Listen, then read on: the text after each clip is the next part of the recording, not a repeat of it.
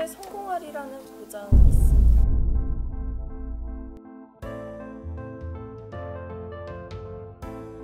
근데 요새는 어쨌든 돈만 있어서는 기업을 살 수가 없어요. 인수합병을 하기가 힘듭니다. 왜냐면은 이제 기업의 사이즈, 그러니까 인수합병 딜이 좀 크고 그다음에 인수합병을 한 다음에 시장 점유율이 너무 올라가서 좀 시장을 장악한다 싶으면은 뭐 독과점 이런 우려가 있잖아요. 그래서 각 나라들로부터 독점 심사를 받게 됩니다. 뭐 이제 실제로 액티비전 블리자드 같은 경우에는 브라질에서도 심사를 받았고요. 그다음에 뭐 사우디아라비아한테도 심사를 받았고 특히 통과하기 힘든 세 지역이 바로 저기입니다.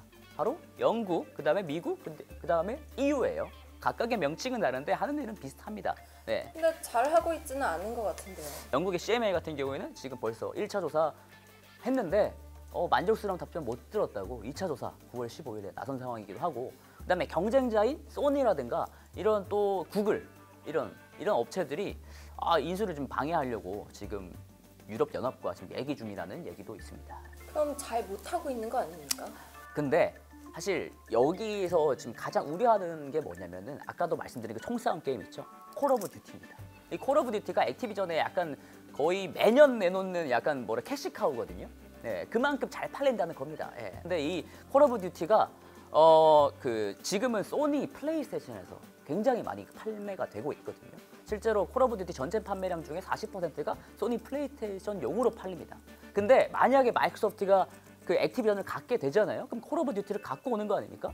그렇게 되면은 나중에 돼서 소니가 이런 우려를 하는 거죠. 그러니까 콜 오브 듀티를 지금은 내가 잘 팔고 있는데 나중에 엑스박스가 싹 가져가면은 나는 못 팔게 되는 거 아닌가? 이거는 경쟁을 오히려 해치는 행위다 라면서 막 이게 어떻게 보면 때를 쓰는 겁니다. 예. 사실 근데 마이크로소프트는 우리 그렇게 하지 않겠다. 인수를 하더라도 뭐 상당 부분 콜 오브 듀티 소니에 팔 수 있게 하겠다라고 이미 약속을 했는데도 안 들어 막 이런 상황이라고 보시면 됩니다. 그럼 지금 시장에서는 어떻게 보고 있습니까? 저는 아무도 안 가는 길을 걷고 싶지도 않거든요. 청사님처럼 생각하시는 사람보다는 만약에 이제 인수합병이 될 거다라고 생각하는 사람들이 많다고 하면은 지금 주가가 당연히 그 95달러 인수 대금에 붙어 있겠죠. 근데 지금 75달러잖아요. 그러니까 그렇게 생각 안 하는 사람들이 더 많은 것 같긴 해요, 시장에. 네. 근데 바꿔 말하면 오히려 기회가 있을 수가 있다는 거죠.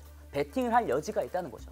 그게 바로 이벤트 드리븐의 묘미입니다. 그리고 이런 생각을 하는 사람이 있습니다. 이 워렌 버핏이 이끄는 버크셔 해서웨이는 올해 1분기와 2분기 모두 다 이벤트 드리븐 투자 전략으로 액티비전 블리자드의 지분을 크게 늘렸다고 발표를 딱 했습니다. 근데 제가 좀 더욱이 감동한 것은 뭐냐면 그 전인 작년 4분기부터 이미 액티비전 블리자드의 지분을 샀었다라는 거예요. 그때는 사실 마이크로소프트가 인수하겠다고 공언하기 전이거든요. 네, 그러니까 사실 베팅을 하기 이전부터 이미 액티비전 블리자드의 주가가 좀 저평가다라고 생각을 했던 것 같습니다. 왜냐하면 그때 블리자드가 막 성추문 막 이런 게 되게 대대적으로 보도가 됐어요. 그러면서 막 그때 CEO도 사임을 하고 핵심 개발진들이 막 이탈을 하면서 막 액티비전 블리자드가 굉장히 주가가 곤두박질쳤습니다. 그때 이제 막 버핏이 들어간 것이라고 생각을 하면 되는데, 근데 사실 4분기보다 올해 1, 2분기에 굉장히 지분을 크게 늘렸어요. 그래서 지금 누적 지분율이 8.8% 됩니다.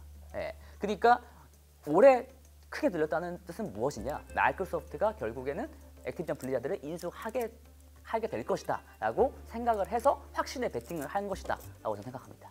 인수합병이 되냐 안 되냐로 간단하게 설명드릴 수가 있습니다. 그것만 생각하시면 돼요. 만약에 인수합병이 되게 되면요, 주가가 지금 인수 대금보다 25%가량 낮기 때문에 지금 사두면 핵 이득입니다. 그리고 마이크로소프트 입장에서도 굉장히 액티비전 블리자드라는 걸추는 IP를 안게 되는 것이고요. 그 다음에 액티비전 블리자드 같은 경우에는 사실 지금 유저 숫자가 조금 줄고 있거든요. 근데 마이크로소프트라는 그런 핵심 생태계 안에 본인이 딱 들어갈 수가 있으니까 유저 숫자가 단번에 회복되는 그런 효과도 얻을 수가 있을 겁니다. 반면에 인수합병이 만약 잘 안 돼서 결국 이런 거래가 좌초되게 되면은 물론 주가가 하락할 가능성은 매우 큽니다. 네, 그건 어쩔 수가 없고, 하지만 사실 여기서 끝이 아니에요. 만약에 딜이 안 된다고 하더라도 호재가 있습니다. 네. 딜이 안 되는데 어떻게 호재가 있습니까? 만약에 이 거래가 성사되지 않을 때에는 마이크로소프트가 액티비전 블리자드한테 위약금 명목으로 30억 달러를 줘야 됩니다. 30억 달러. 30억 달러라. 네. 한국 돈으로 거의 뭐 4조 원이 넘어가는 돈이죠. 엄청난 돈입니다. 네. 뭐 되든 안 되든 우리는 손해 안 본다 이겁니다. 뭐 손해를 볼 수도 있겠지만 어쨌든 돈이 그 몇 조 원이 수조 원씩 들어온다고 하면은 좀 어떻게 보면 좋은 거 아닙니까? 액티비전 블리자드가 분기별로 지금 현금이랑 현금성 자산을 얼마나 많이 들고 있는지 예, 그 상태를 보여주는 겁니다. 여기 가장 오른쪽 게 보시면은 2022년 2분기죠.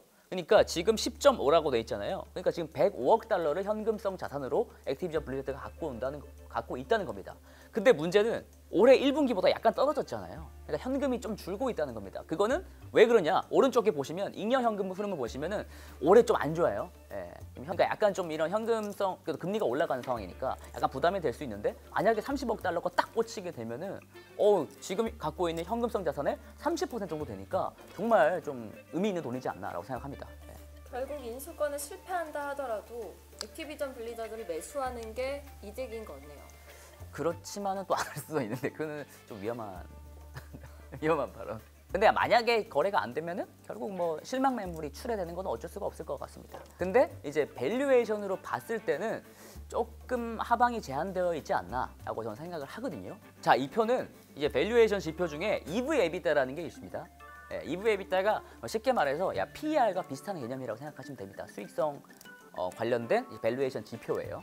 근데 이게 지금 13.7배인데 5년치 평균이 15.7이었어요. 그러니까 지금 평균을 밑도는 상황인 거죠.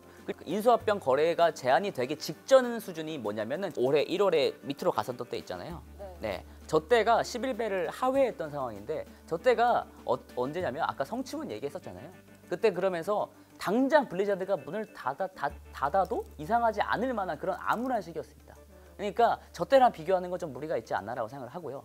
그러니까 거래가 만약에 안 된다고 하더라도 어느 정도 하방은 좀 경직성이 있을 것 같다라고 생각을 합니다. 뭐 인수합병 문제를 떠나서 본업을 잘하는 게 중요한 거 아닙니까? 그 맞죠. 네. 아니 뭐 계속 인수만 얘기하시니까 좀 수상쩍습니다. 본업도 사실 기대치가 워낙 낮아 있는 상황이에요. 사실 지금 블리자드한테 별로 기대를 하는 게 없어요. 왜냐하면 제대로 된 신작을 내놓은 적이 없거든요. 근데 오히려 지금 이제 기대치가 솔솔솔 반등할 수 있는 시기다라는 점을 전 말씀을 드리고 싶습니다. 표를 보시면은 저게 액티비전 있고 블리자드 있고 킹소프트 있고 전체 있잖아요. 그 전체 걸 보시면은 이 세 개 회사 거 다 합친 건데 유저 숫자거든요. 유저 숫자. 근데 유저 숫자가 분기로 갈수록 계속 빠집니다. 매 분기 빠졌어요. 근데 유일하게 저 빨간색인 게 있죠.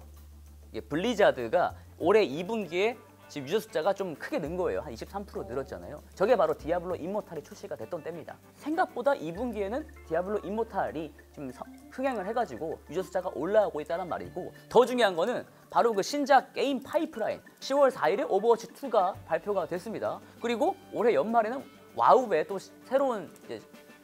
새로운 업그레이드가 또 나와요. 네, 그 다음에 제일 기대되는 거는 바로 디아블로 4.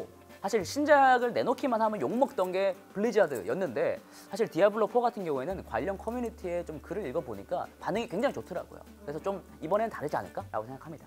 형사님, 저 오늘도 협조 잘했잖아요. 자료도 엄청 많이 쓰고 저도 피곤했거든요. 좀 집에 가게 좀 풀어주세요 이거. 그렇지, 그게 맞지. 아예 장난치지 마세요. 열쇠가 없어졌습니다. 어디서 보는데요? 태초의 존재 매장터요. 저 레이드 띄고 올 테니까 여기서 잠깐만 기다리세요. 알겠죠? 레이드? 형사님 아씨.